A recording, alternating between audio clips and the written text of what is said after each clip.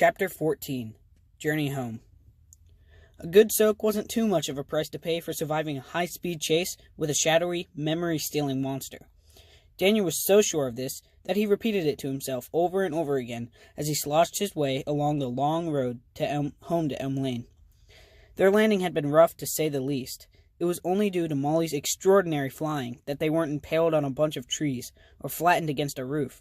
As it was, she had managed to steer their fall into Tangle Creek, skidding along the water's surface to slow their momentum, until the only damage done was a record-setting splash. All that was left was the walk home. Molly was so exhausted that she could barely stand, much less fly. So Daniel helped her along, his good arm around her waist. The fact that she accepted his help at all was proof of just how worn out she was. With every step, dirty creek water squirted out of Daniel's sneakers. He looked down at his dripping cast and grimaced. Even if Daniel managed to make it home and into his bedroom without being noticed, even if he managed to hide his soggy clothes, the cast would be a dead giveaway. The mucky water of Tangle Creek had given the plaster a greenish tinge that would be impossible to hide, no matter what. His bad arm would rat him out. It took a while, but eventually his one foot in front of the other strategy paid off, and they made it back to Elm Lane. Although it was a good 2 hours past his curfew, Daniel was not surprised to find his parents waiting for him. Daniel had expected Molly to go straight home, as her parents would probably worried as well. But instead, she walked with him all the way to his front porch, where he found his father pacing back and forth. "Daniel," his father said. Daniel decided that a preemptive strategy would work best. Throw himself at his father's feet and hope for mercy.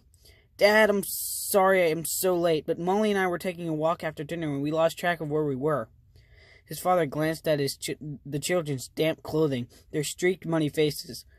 "A walk? Which lake were you walking in exactly?" "Well, like I said, we got a little lost." "Never mind about that now. Molly, you better run along home. Your parents are worried sick." Something in his dad's tone bothered Daniel. He seemed distracted and much, much too calm. He should have been furious with him. At that moment, Daniel's mother appeared at the door. Her eyes were bloodshot and her face puffy. She had been crying. "Mom," Daniel said, "I'm all right. I'm okay." "Oh, honey," she said, then went back into the house. Daniel could hear her sobbing as she went up the stairs. Bewildered, he looked back at his father, who put a hand on Daniel's shoulder. "Daniel, we need to talk. It's about Graham." "What?" Daniel demanded. "What about her?"